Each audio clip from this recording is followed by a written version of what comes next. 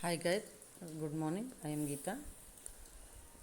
अब मैं आपको चैप्टर नंबर 6 पढ़ाने जा रही हूँ, भारत माता की जय। यहाँ पर लेखक जो हैं पंडित जवाहरलाल नेहरू ही हैं। पंडित जवाहरलाल नेहरू जी का जन्म 1889 में हुआ था। उनकी मृत्यु जो है 1964 में, यानी कि 1964 में। पंडित जवाहरलाल नेहरू का जन्म इलाहाबाद शहर में हुआ था। पिता पंडित मोतीलाल नेहरू। जवाहरलाल नेहरू के पिताजी का नाम था पंडित मोतीलाल नेहरू। वे वकील थे। कौन? मोतीलाल। जवाहरलाल की शिक्षा इंग्लैंड में हुई थी। स्वदेश आने के बाद वे गांधी जी के साथ स्वतंत्रता संग्राम में शामिल हो गए थे। ये सब तो हम जानते ही हैं, आप सबको पता ही है। इस कार्य के लिए वे कई बार जेल भी गए हैं। उनकी शक्ति, साहस और लोकप्रियता से आकर्षित होकर महात्मा गांधी ने उन्हें पूर्ण विश्वास करते हुए उनको अपना उत्तराधिकारी घोषित किया। वे स्वतंत्र भारत के प्रथम प्रधानमंत्री बने और आजीवन उस पद पर बने रहे। यानी प्रधानमंत्री ही बने थे ही, तब उनके बाद उनकी मृत्यु हुई, सब हमेशा वो प्रधानमंत्री ही बने रहे। विश्व शांति के प्रखर हिमायती नेहरू बहुमुखी प्रतिभा के धनी थे। वे कुशल राजनीतिक, गंभीर विचारक तथा सफल साहित्यकार थे। मेरी कहानी, विश्व इतिहास की झलक, भारत एक खोज, ये डिस्कवरी ऑफ इंडिया आप लोग डाउनलोड करके देखना। इसमें पूरा भारत के बारे में समझाया गया है। बहुत ही अच्छी इनका डिस्कवरी ऑफ इंडिया है। यहाँ पर जो है ये अनपढ़ ग्रामीण लोग जो भारत माता की जय का नारा लगाते हैं और भारत माता कौन है उसके बारे में लोग नहीं जानते हैं। यहाँ पर लेखक जवाहरलाल नेहरू ने यहाँ पर समझाया हुआ है। रात हो गई है, हम तेजी से रोहतक दिल्ली रोड की ओर बढ़े। कौन? लेखक जवाहरलाल नेहरू और उनके साथीगण। क्योंकि उस रात की हमें दिल्ली पहुंचकर गाड़ी पकड़नी थी। रात को बहुत ज़्यादा हो गई थी और वो लोग रोहतक से बहुत तेज दिल्ली रोड पे चले थे और रात भी खूब हो गई थी, क्योंकि उनको रात दिल्ली में जाकर ट्रेन पकड़ना था। नींद मुझे बुरी तरह घेर रही थी। यकायक हमें रुकना पड़ा, क्योंकि बीच सड़क पर आदमी और औरतों की भीड़ बैठी हुई थी। कुछेक के हाथों में मसाले थी। वे आगे बढ़कर हमारे पास आए और जब उन्हें संतोष हो गया कि हम कौन हैं, तब उन्हें बताया कि दोपहर से वे वहाँ बैठे बैठे इंतजार कर रहे हैं। वे सब हिस्ट पुष्ट जाट थे। जाट एक जाति होती है जो हरियाणा के मेन है, ये यादों में ही आती है। वो अपने आप को जाट लिखते हैं। कहते हैं कि रोड चल रहा था और नींद से सब गिरे हुए थे। रात के समय था, इसलिए नींद आना एक सही है। और वो लेकिन अचानक देखा कि उनको गाड़ी रोकनी पड़ी। उसमें बीच रोड पर औरतें और बच्चे और आदमी बैठे हुए थे। उसमें से कुछ लोगों के पास जो है मसाल भी थी, क्योंकि रात रही थी तो मसाल तो उस समय लाइट तो थी नहीं, इतनी व्यवस्था लाइट की, तो मसालों से ही वो प्रकाश फैलाए हुए थे। जब उन्हें यह पता चल गया कि ये लोग कौन हैं, जिसका ये इंतजार कर रहे हैं वही लोग हैं, तो वे बड़े ही वो बोले कि हम दोपहर से यहाँ पर आप लोगों का इंतजार कर रहे हैं। वे जाट लोग थे। उनमें ज़्यादातर छोटे मोटे ज़मींदार थे। उसमें से ज़्यादातर क्या थे? छोटे बड़े ज़मींदार थे।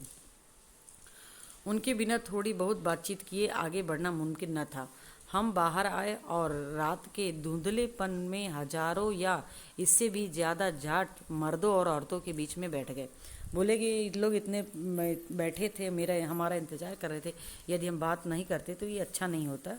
और वो लोग जो है हजार से ज़्यादा लगभग अंदाज़ा लगाकर यहाँ पर जवाहरलाल नेहरू बताया है कि फिर वो बात करने के लिए वह गाड़ी से उतरे। उनमें से एक चिल्लाया, कौमी नारा, और हजारों गलों से मिलकर जोर के साथ 3 बार चिल्लाकर कहा, वंदे मातरम, वंदे मातरम, वंदे मातरम। और फिर उन्होंने भारत माता की जय का नारा लगाने लगे। यह सब वंदे मातरम और भारत माता की जय किस लिए है? जवाहरलाल नेहरू कहते हैं कि मैंने उनसे पूछा कि वंदे मातरम और भारत माता की जय यह किस लिए है। उसमें से कोई उत्तर नहीं दिया। पहले उन्होंने मुझे घूर कर देखा और फिर एक दूसरे का मुंह ताकने लगे। सब तो पर जब यह क्वेश्चन किया कि भाई ऐसा वंदे मातरम और भारत माता की जय किस लिए कर रहे हो आप सबको पता है, तब सब लोग जो है सबसे पहले मुझे घूरे, यानी एक टक मुझे देखे, उसके बाद एक दूसरे का मुंह देखने लगे। दिखाई पड़ता था कि वे मेरे सवाल करने से कुछ परेशान हो उठे हैं। मैंने सवाल दोहराया, बोलिए, ये नारा लगाने से आपका मतलब क्या है? फिर भी कोई जवाब नहीं मिला। इस जगह के अधिकारी कांग्रेस कार्यकर्ता कुछ खिन्न से हो रहे थे। उन्होंने हिम्मत करके सब बातें बतानी चाहिए, लेकिन मैंने उन्हें प्रोत्साहन नहीं दिया। मतलब कि कुछ वहाँ के जो क्रांतिकारी के नेता थे वह सब यह इसका जवाब देना जा रहे थे, लेकिन जो इन्होंने जवाहरलाल नेहरू ने उनको बोलने के लिए प्रोत्साहन नहीं किया कि तुम बताओ, क्योंकि वह उन्हीं लोगों से पूछना चाहते थे, यह माता कौन है जिसको आपने प्रणाम किया और जिसकी जय जयकार लगा रहे? मैंने फिर सवाल किया। वे फिर चुप और परेशान से हो रहे थे। ऐसे अजीब सवाल उनसे कभी नहीं किए गए थे। सहज भाव से उन्होंने सब बातों को मान लिया था। जब उनसे नारे लगाने के लिए कहा जाता वे नारे लगा देते। नारा तो वो कहने पे लगा देते थे, लेकिन उन्हें उस नारे का मतलब नहीं पता था। जब लोग कुछ रुपए से या कुछ सहानुभूति से नारा लगाने के लिए जुड़ने के लिए कहते थे, वो सब जुड़ जाते थे। उन सब बातों के समझने की उन्होंने कभी कोशिश नहीं की। उन सब बात को समझे ही नहीं, कभी समझना ही नहीं चाहे।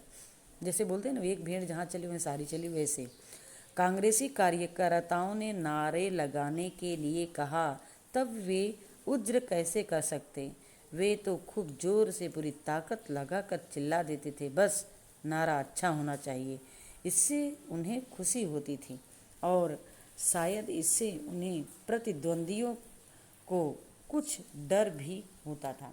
यानी कि जो प्रतिद्वंदी, उनके सामने लड़ने वाला व्यक्ति, बोलते हैं कि वो लोग नारा लगाते थे और उस नारे के माध्यम, नारा क्या है, नारा क्यों लगाया जा रहा है, उसे उन किसी भी गांव वासियों को पता नहीं था। उनके कार्यकर्ता वाले थोड़ा उत्तेजित होते थे बताने के लिए, लेकिन जवाहरलाल नेहरू उनको वो नहीं देते थे, बोलने के लिए कोई तत्परता नहीं देते थे। अब मैंने सवाल करना बंद नहीं किया। लेखक जो है पंडित जवाहरलाल नेहरू, वो लगातार क्वेश्चन करते गए। बेहद हिम्मत करके एक आदमी ने कहा, माता का मतलब होता है धरती से। एक व्यक्ति ने क्या कहा? माता मतलब धरती। उस बेचारे किसान के दिमाग में धरती की ओर ही गया, जो उसकी सच्ची माँ है, भला करने और भला चाहने वाली है। उस किसान ने अपनी धरती को ही अपनी धरती माता कहा, क्योंकि वह वही धरती उसकी सच्ची माँ है, उसको उसकी भला चाहती है। फिर इन्होंने क्वेश्चन किया, कौन सी धरती? मैंने पूछा, क्या आपके गांव की धरती या पंजाब की या तमाम दुनिया की? इस पेचीदा सवाल से वे और परेशान हुए। जब लेखक उसने कहा कि धरती ही माँ है हमारी, तो उन्हें कौन सी धरती? पंजाब की धरती या पूरी दुनिया की धरती? तब वो लोग और गड़बड़ा गए। तब बहुत से लोग ने चिल्लाकर कहा कि इस सब का मतलब आप ही समझाइए, कुछ भी नहीं जानते और सारी बातें समझना चाहते हैं। बोलते हैं कि ये सब आप समझाइए, हमें इन सब के बारे में कुछ नहीं पता है, आप ही हमें समझाइए, हम समझना चाह रहे हैं। मैंने उन्हें बताया कि भारत क्या है, किस तरह वह उत्तर में कश्मीर और हिमालय से लेकर दक्षिण में लंका तक फैला हुआ है। उसमें पंजाब, बंगाल, बम्बई, मद्रास सब शामिल हैं। इस महाद्वीप में उनके जैसे करोड़ों किसान हैं, जिनकी उनके जैसी ही समस्याएं हैं। वो कहते हैं कि पूरे भारत देश, कश्मीर से लेकर कन्याकुमारी तक, जो दक्षिण में लंका फैला वहाँ तक, उसमें बंगाल, पंजाब, बिहार, बम्बई, मद्रास, गुजरात, राजस्थान, टोटल जो भी है वह इसमें जुड़ा हुआ है। इस महाद्वीप में उनके जैसे करोड़ों, जैसे ये लोग किसान हैं, वैसे करोड़ों किसान इस भारत में हैं और उनके साथ भी वही समस्या है जो इन किसानों के साथ है। उन्हीं सी मुश्किलें और बोझ, वैसी ही कुचलने वाली गरीबी और आफतें। जिस तरह से उनकी गरीबी है, वो इस आफतें हैं, उसी तरह से इस करोड़ जो भारत देश के करोड़ों गरीब किसान हैं, उनके साथ भी यही है। यही महादेश हिंदुस्तान उन सबके लिए भारत माता है, जो उनमें रहते हैं, जो उनसे उनके बच्चे हैं। भारत माता कोई सुंदर, बेबस, असहाय नारी नहीं है, जिसके धरती तक लटकने वाले लंबे बाल हैं, जैसा अक्सर कल्पित तस्वीरों में देखा जाता है।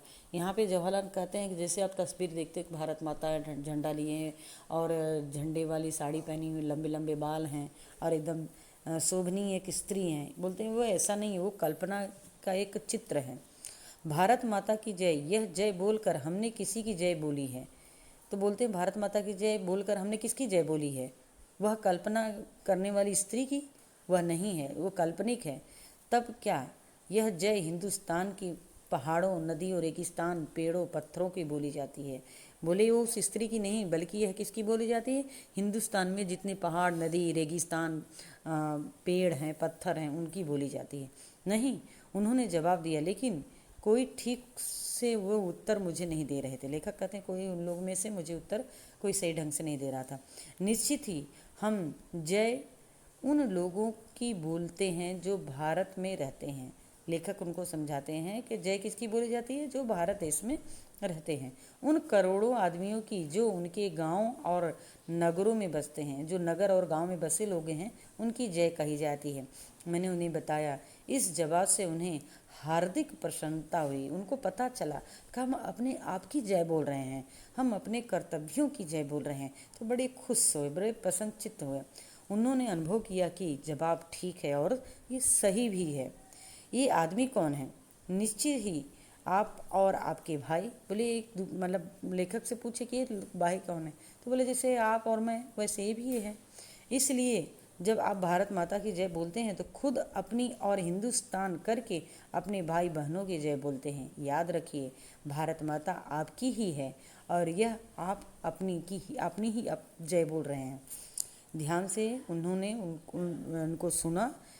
प्रकाश की उज्ज्वल रेखा उनके भोले भाले चेहरों पर उदित होती दिखाई। अब ये गांव वाले जो बैठे थे, सिर्फ भारत माता की जय लगाते, वंदे मातरम लगाते थे, जिसके बारे में उनको पता नहीं था। जवाहरलाल ने जब समझाया और वो लोग समझ गए कि यह क्या है, तब वो बड़े प्रसन्नचित्त हो गए, बड़े उदित हो गए, एकदम प्रसन्नचित्त उसमें हो गए। यह ज्ञान उनके लिए विचित्र था कि वह नारा जिसे वे इतने दिनों से लगा रहे हैं, उन्हीं के लिए ही था। हाँ, रोहतर जिले के गांव के उन्हीं बेचारे जाट किसानों के लिए यह उनकी ही जय थी। तब आइए एक बार फिर मिलकर पुकारे भारत माता की जय। यहाँ पर लेखक जो है वह इनको गांव वालों को समझाता है और कहता है। और यहाँ पर मैं यह पाठ यहाँ पर पूरा हुआ। अस्तु, प्रणाम।